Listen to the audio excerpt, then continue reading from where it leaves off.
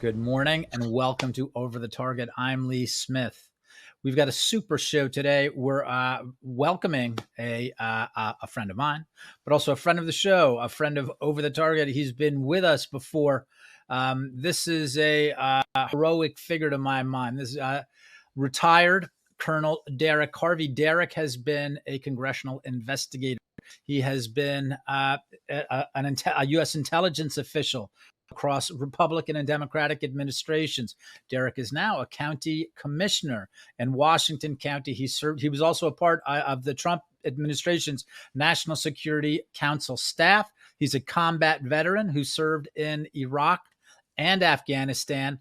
Derek has been all over, served his country abroad, serves his country from his hometown right here in Maryland, about 2 hours outside of the Beltway. But believe me, it's a far cry from the things that are going on at Capitol Hill. Great people, wonderful people in Washington County. I've been there before. I've been to Derek's great farmhouse.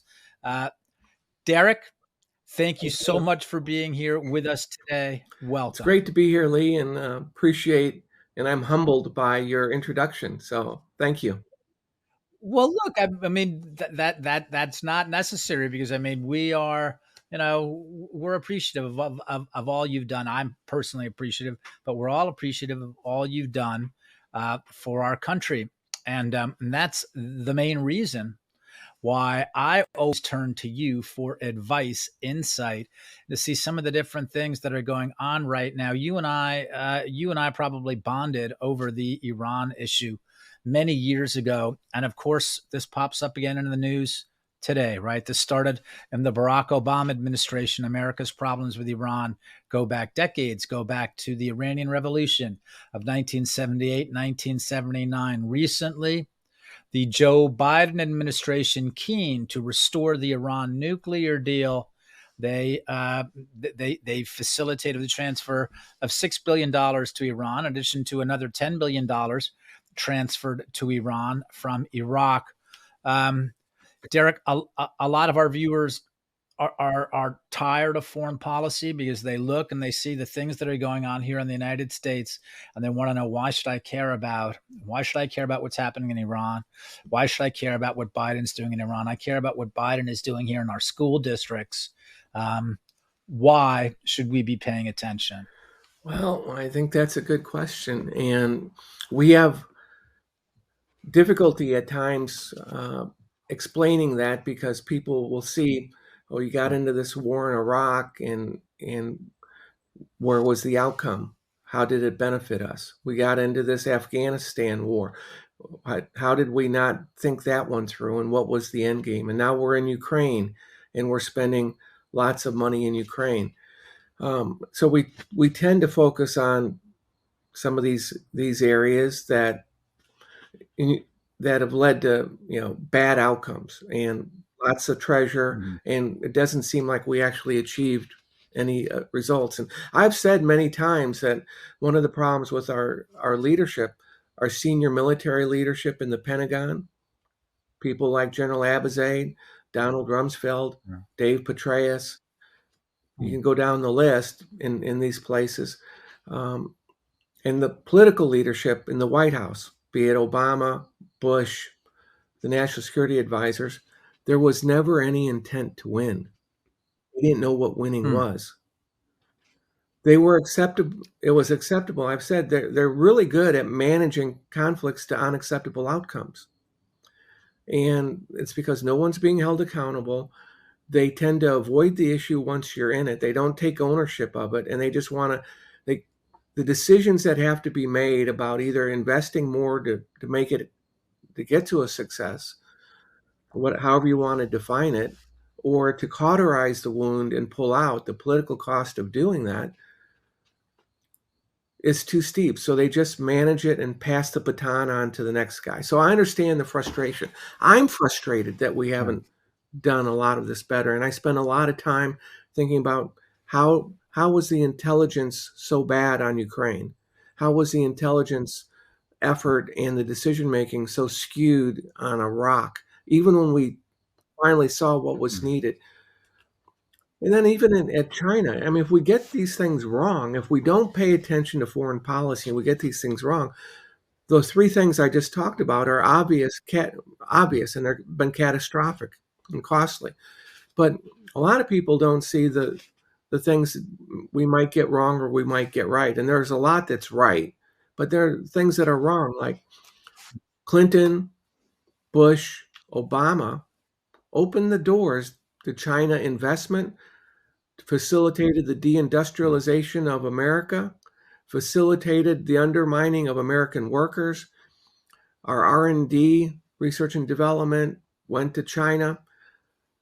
And the American financial leadership, business leadership, and political leadership bought into this false idea that investing in China and partnering with China and ignoring the realities of China's Communist Party, the authoritarian system, the abuses, that it would be okay, and then we could somehow get them to moderate their behavior. Well, I was going to ask if Iran is somewhat analogous, because it struck me at different times, looking at how keen the Europeans are to get into Iran and do business. I wonder if American policymakers have used China as a model in that way, and they say, like, well, the China's enormous market. Of course, there's not a lot of U.S. goods going into Chinese markets. But I wonder if it's somewhat analogous that U.S. policymakers see a lot of money to be made in Iran, so they're willing to overlook all of these different problems with the regime and the fact that it's an anti-American regime. Right? A lot of people now ignore the fact that the Chinese Communist Party is an anti-American regime because there are so many American industrialists who are making financiers who are making tons of money there. So is Iran sort of following that model, or are policymakers seeing Iran in the same perspective that they've seen China now for more than half a century? That's a good question, and the Europeans clearly see Iran as a market for them. It's not a market for us. Mm. And you know, the Iranian regime has been, if nothing, consistent for many decades, and not just the Khomeiniist effort since 1979, but Iran's goals in the region predate the Khomeini regime, but the motivation behind it, the ideological component, is different. For the Shah of Iran, it was a nationalist agenda to expand influence, build up the economy, and to be the dominant power and leader of the Middle East. Okay, and in that way, they were going to challenge America's role in the region, but in a different way.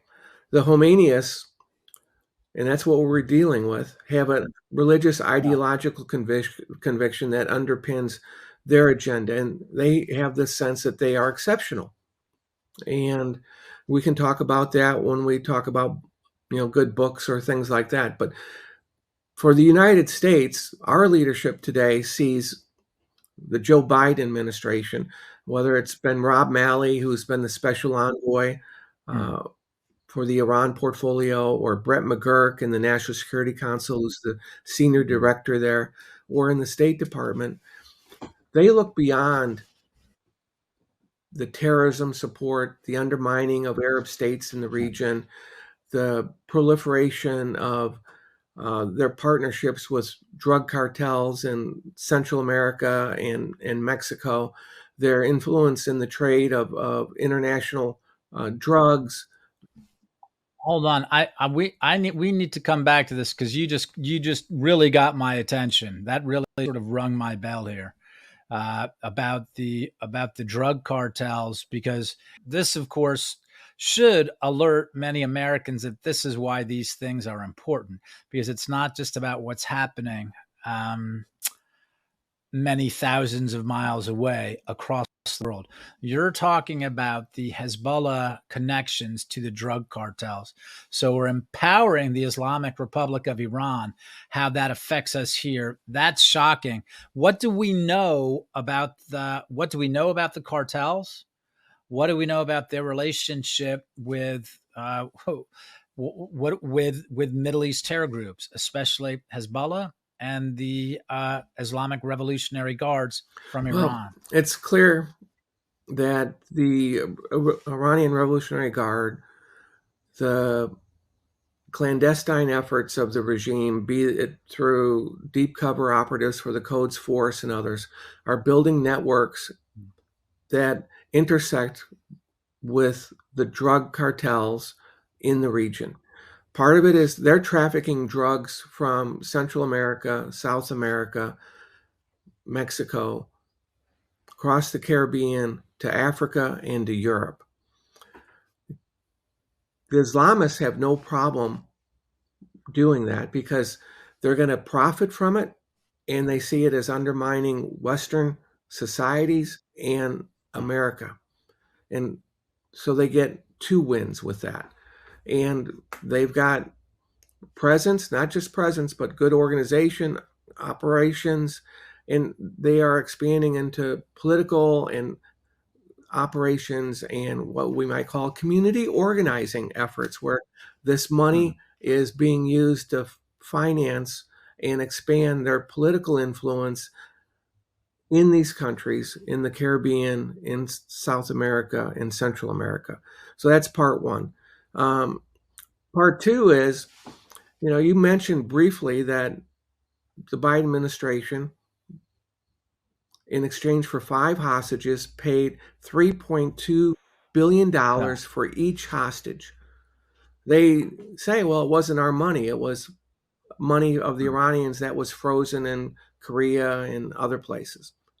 Well, it's $16 billion that's going to be used to enable their research and development for satellite programs, ballistic missiles, their nuclear effort, and to finance their destabilizing efforts and their expansion of efforts across the world, Africa, Central America, etc.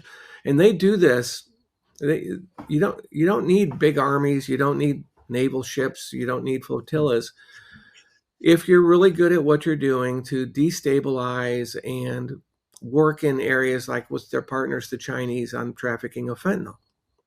The Iranians or the cartels are trafficking do you think the Iranians and Hezbollah have a role The in international fentanyl trade of trafficking? fentanyl out of China going to the Hezbollah, Iran, they're involved in all elements of the international drug trade. Wow. How much of this is, I mean, we know the drugs are coming across, but how much of the terror problem? I keep asking just to get some sort of insight into that, because people rightly talk about the invasion, the sheer numbers of people, and they talk about the criminals. They talk about the Venezuelans emptying their prisons. But one of the things that's, that I've really been fixed on for a while is what about terror outfits, right? What about foreign intelligence operatives? Do you have any sense Yes, of that? yes, Like I how will much? address that very briefly. I'll address it to the degree that I Yeah. can in this session. Um, Clearly, the border's open and they know it. And clearly, Venezuela, Iran, Russia, and China are working together in a number of areas. Whether it's BRICS or trying to find an alternative international currency to replace the dollar as the international reserve, to undermine the influence of the dollar in the international markets. At that level, diplomatically in the UN and elsewhere, they are working against our interests. As far as the border, there have been over 100 identifiable terrorists that have entered the southern border. Some we've interdicted, some we have not. We have Chinese nationals of military age coming into Latin America, coming across the southern border. They wear the same clothes, they have the same haircuts, they have the same pocket litter, they have the same knapsacks. It's like it's a uniform, and they get processed and moved on. And we know, What do you mean by? I'm sorry. What do you mean by pocket litter? I mean, I get a vague sense, okay, but what's that? you have the same wallet, you have the same types of Oh, huh. identification. It's all the same, and we have good Wow. information that they are products of a. They have the same rituals. They have the same tattoos. And the operating theory by our Border Patrol and our intelligence elements is they come from one specific special operations unit. And they have from China. Wait, I'm sorry. You're saying so we actually have knowledge Yes, about we do. this? So people show pictures, but you're saying that there's talk in Washington that we know who these people are. They come from a special operations unit of the Chinese Communist Yes. Party, and they're not being Nope. stopped, or they're being stopped, but they're not being turned No, they're around. being processed like everybody else. Derek, we've got to cut away for a second. People are watching on YouTube and Facebook. This is shocking. I had no idea. Derek Harvey is telling us that people are aware. We're going to get more detail on this when we come back, but apparently intelligence officials and other in Washington, D.C. understand that special operations units from the Chinese Communist Party are crossing our southern border into the United States. If you're watching on Facebook or YouTube, make the jump to Epoch TV exclusively. When we come back, continue our very important and frankly shocking conversation with Colonel Derek Harvey. We'll be on Epoch TV exclusively. We're cutting away for less than a minute. Please make the jump. See you in a sec. The center of corruption is the Department of Justice. Charles Grassley has been going after them, identifying how the FBI and DOJ withheld evidence from the American people, from Congress, for 6 years regarding Biden family corruption. Where is the rest of Congress? Senator Grassley, joined by Chairman Comer, who's on the House side, they wrote a letter basically to the FBI and said, we are aware of the existence of a form that contains allegations regarding a bribery scheme involving Joe Biden himself. Then it turns out, hey, the document's real. They got it. There were 17 phone calls that the source had recorded involving Joe Biden or Hunter Biden talking about the bribery scheme. The FBI redacted that information to the American people. This is the FBI we're talking about. This is corruption of the president we're talking about. It's you get the documents, you get the witnesses, you get them under oath, you move forward. You don't play on their terms, you play on your terms.